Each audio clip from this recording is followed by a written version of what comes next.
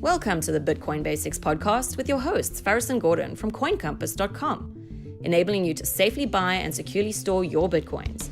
All resources are in the show notes and description, including our disclaimer. Visit BitcoinBasicsPodcast.com to subscribe and discover other free content. Hi, everyone. Welcome to another episode of the Bitcoin Basics podcast. I'm your host, Faris, here again with Gordon. The date today is the 23rd of May. The price of Bitcoin is $36,815. The block height is 684,615. Now, Gordon, I believe we have another listener-driven question today. We do, Faris. Do you think people in the future listening to this, because it's going to explode and whatever, that they're like, Daddy, or Grandpa, tell us when you bought Bitcoin under $1 million? Do you think they'll be it's like going that to in the explode? future? The price of Bitcoin or the future is going to explode? Oh, I meant our podcast exploding. I don't know. Yes, we have a question. And excellent. We've had some awesome questions. If you want to ask your question, head across to bitcoinbasics.help. There's a big button there called Ask, and we'll answer it, just like we're about to answer this one. This is actually Ken's second question. So without further ado, here it is. Hey, Faris and Gordon, this is Ken. Thanks for answering my first question.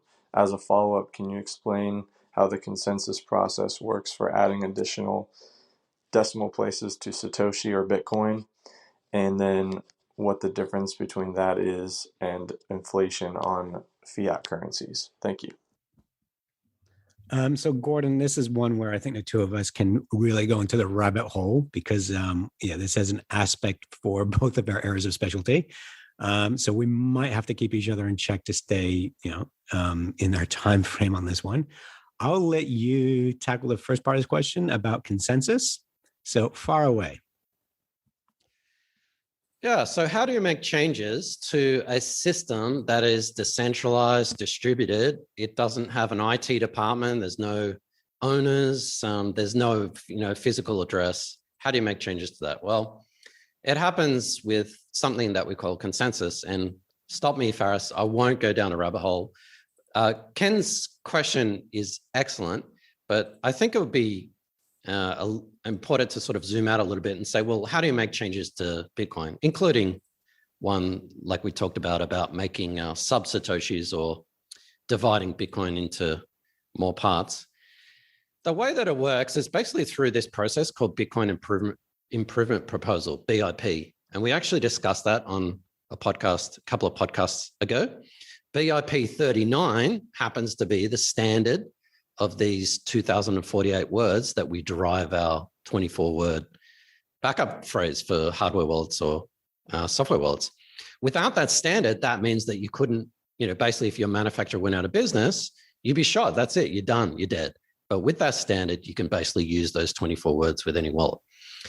So, of course, even though Bitcoin is decentralized, no owner, we need standards. So this BIP is basically how it is. And so whether Ken was asking about to add more decimal points to Bitcoin, any changes, whether it's sort of major changes like this would be an enormous change, or whether it's some minor changes, has to go through this Bitcoin Improvement Proposal. And basically it works like this, and I'll be pretty brief. It's pretty straightforward. You basically submit, and anyone can submit a BIP, and it gets a number. So the statuses are submitted, draft. It could be deferred or withdrawn by the author, accepted or rejected. And basically it goes through 3 steps. The first step is it needs to follow some sort of standard format, and then it gets either rejected or accepted by an editor. And we're talking the Bitcoin developers, what we call core developers. So they're the ones who sort of control it. And we could arguably say they are controlling Bitcoin, but we'll get to that in a moment. And basically, a BIP is either accepted or rejected based on these 3 things. 1, it has a standard. 2, it includes some sort of code implementation of the proposed changes. So you can't just say, oh, I want there to be 100 million Bitcoins, or I want there to be sub-Satoshis or whatever. Okay, that's an idea, but how are you going to do it? So there needs to be specific, and this is in code. So you either need to do it or you need to hire a developer or a company to actually do it, to actually propose changes. And the third one is the miners have to have 95% support for this change within 2016 blocks or 2 weeks' time. So you may have a change that only 60% or only 40% of people or miners actually agree with. It's not going to get actually implemented. So you need those three things. And basically, let's say if this change is popular, then yeah, the miners vote. So the miners have 2 weeks to basically signal their intent as to whether they accept or reject it. And if there's more than 95% support, which, that's not 50%, 95% is basically everyone, then it's implemented. And before I hand it over to Faris, there are two kinds of implementations. One is called a soft fork, and that's where it's kind of like software being upgraded. So you would implement a new version of Bitcoin software, but that version needs to be compatible with previous versions. So if someone was running a 1-year-old version of Bitcoin, your software, your new software has to be compatible with that. And that's very, very important for consensus and decentralization. And that's not contentious, a change either gets implemented or doesn't. But the other kind of implementation is called a hard fork. And that's where we see stuff like chain splits. That's where we saw stuff like Bitcoin Cash and Bitcoin. So for example, if someone decided, I want to double the amount of Bitcoin from 21 million to 42 million, that would be a hard fork. And basically that would cause a chain split. And let's say 95% of miners rejected that change, but 5% did, you'd create two Bitcoins. You'd have one Bitcoin is 95% keeping the original 21 million and the other 5% keeping 42 million. No one would be using it, but that would cause two separate blockchains. If you enjoyed this podcast, please subscribe, like, and share so we can find others like yourself.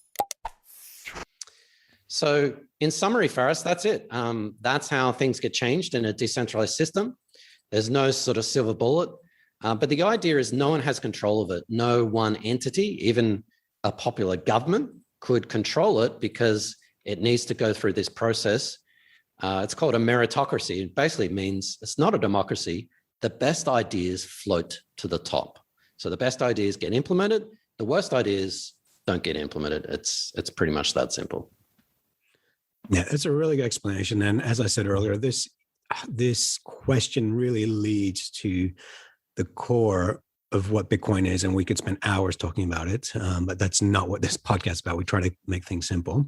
So the second part of the question is inflation of fiat currencies. So a currency in itself, when it inflates, what that actually means is the purchasing power if that currency is going down.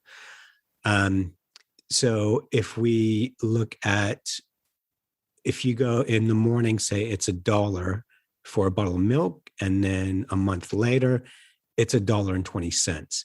Well, you're experiencing inflation because you need more dollars to buy the same product.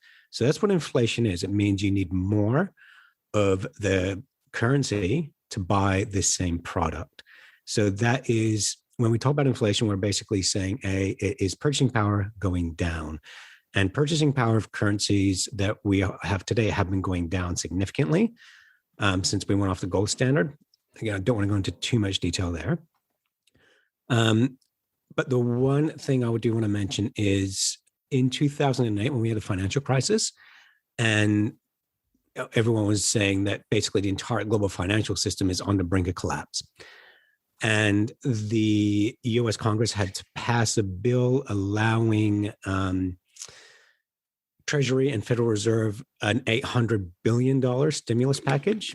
And what that would have done is increased the balance sheet of the US. So the Fed balance sheet is basically how much money's in the system.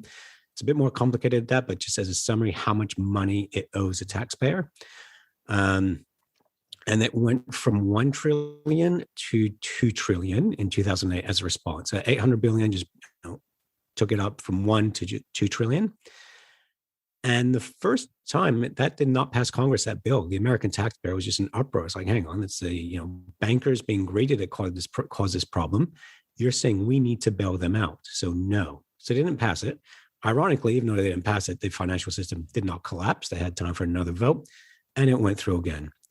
So that was the Federal Reserve, which are unelected officials and unaccountable officials, making the decision to print that money and put it into the economy. So I'll stop here and explain the difference between fiat currency printing and Bitcoin. So with Bitcoin, from day one, there were only ever going to be 21 million created. As Gordon said, if you want to create more than the original 21 million, then it has to be via consensus. Everyone involved in Bitcoin has to decide. United States dollar, the taxpayer who holds those debts, they don't decide if more debts will be created. The Federal Reserve created more debt and is making the taxpayer liable. So the taxpayer is not involved in that decision at all. What's happened since is there was an uproar in 2008. No, we're not going to bail them out. And the balance sheet was 2 trillion. Well, before COVID, that balance sheet went to just shy of 5 trillion. So it more than doubled. No one batted an eyelid. Since COVID, it's gone from just shy of 5 trillion to just shy of 7 trillion. So we went from $1 trillion to almost $7 trillion in 12 years. Now that is money printing, that is inflation. And what we're seeing now is, even though we're in a global economic stagnation because of COVID, people being at work, look at the price of lumber, look at the price of copper, look at the price of your soft commodities. They are going up. If these things go up, it means the stuff you buy from the supermarket, everyday staples, those prices are going to go up. So the dollars that you have in your pocket are buying less. That is inflation. That basically means the prices of items that you need to live, they are going up, but the value of your dollar is not going up. You're not getting a pay increase. When the price of lumber and the price of oats or soybean goes up, your pay is not going to go up. That's inflation. So where Bitcoin, the way Bitcoin's released is every 200,000 blocks, we basically decrease by half the amount of Bitcoins released in the system. So Bitcoin is designed as inflation, as a hedge against inflation. So right now, the American government's going, oh no, it's not just the Americans, it's the Europeans and the Chinese as well, and the Japanese. Japanese have been doing this for over 20 years. We're in trouble. Create more credit. Just keep, creating more money, hoping people will borrow more, creating more debt. Bitcoin is designed in the other direction. No, we're going to say this is how much we're going to create from day one, and then we're going to release it gradually. And if that has to change, then as Gordon said, it's by consensus. Everyone involved needs to vote for that change. Hasn't happened this way with fiat currency. It's the governments, the reserve banks that decide, here's what we're going to do. And what is very upsetting is that they are not affected by this change. So this is where moral hazard comes in. So what they've done now is they've actually made life for the poor and the middle class far more difficult. They are not poor middle class. They are very wealthy. They have more disposable income to buy shares, to buy bonds, where we've seen an inflation in the stock market and the bond market because of these policies. So these policies have led to what's called a K-market recovery, where the rich have gotten richer and the poor have gotten poorer. So this is where Bitcoin, the decentralization and consensus nature of Bitcoin, is actually far, far more democratic, equal, and fair than the system that we have in place with fiat currencies. So basically what you're saying is, under a Bitcoin standard, prices would actually get cheaper. People would be incentivized to save because there'd be less debt created, and governments couldn't print money. So we probably wouldn't have any war because they couldn't afford it. Yeah, I mean, originally that's where taxes first came from. Taxes in America specifically were temporary to fund their wars. You didn't pay taxes unless you're at war. Bond purchases, that's where bonds came from, was to basically pay, they were war bonds. That's where the term came from. But I don't want to get too political here. I mean, you have to pay your taxes, and bonds are basically an investment in a country. But yeah, Bitcoin is designed, to me, it's just supply and demand. And we can talk economics, finance as much as you want. The one irrefutable law of economics is supply and demand. The more supply, same demand or less demand, price goes up. And with Bitcoin, the supply is capped. With fiat currency, the supply is indefinite. And that's what we're seeing now. They're just creating more and more supply, hoping to create demand. Economics doesn't work that way. Yeah, Bitcoin is designed to pump forever. That's my synopsis. Well, not forever. At some stage, it will plateau. But that's probably 100 years from now. Yeah. No, interesting. Fantastic question. Thanks, Gannon. Really good explanation, Faris. I know you wanted to go into a little bit more in terms of the economics and political ramifications of money printing, quantitative easing. When you get inflation and hyperinflation, and also, Faris, I don't think they'll collect taxes in the future anyway. When you've got digital dollars or whatever, who needs to collect tax? You just create more money, and we'll take your tax out permanently for you. So fascinating to see where this all goes, especially digital dollars. But that's a topic for another day. So, Ken, I hope we've answered your question. If we haven't, feel free to ask a follow-up question, and you can ask your question just like Ken did. Go to bitcoinbasics.help, click the ask button or find it there on the website. And you can find all our social media links, podcast platforms, and an education section, all the above.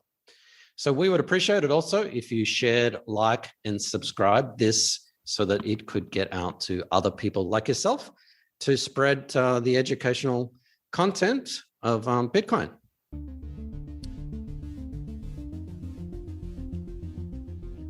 Yeah? Okay. Cool.